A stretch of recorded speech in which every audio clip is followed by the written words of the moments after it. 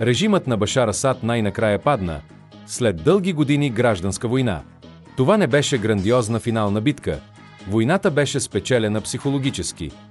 Близкото военно и политическо обкръжение го предаде. Предаде го и армията. Тя отказа да се бие повече за фамилията Асад. Режимът се срути без сериозни сражения за 10 дни само.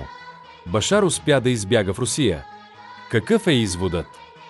Когато нисшите чинове откажат да изпълняват заповедите на диктатора, на висшите чинове остава само да го изпратят в пенсия, за да не пострадат и те. Това се случи в Сирия.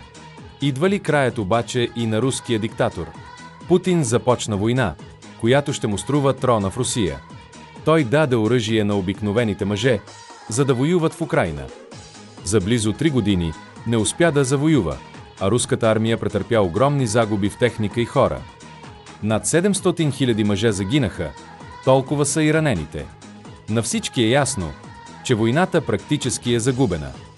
Но Путин има нужда от някаква формална победа, за да накара своите войници да върнат оръжието и да се приберат мирно и кротко по домовете си.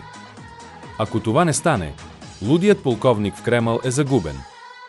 Той залага на помощ от Тръмп, за да сключи някакъв сепаративен мир с Зеленски.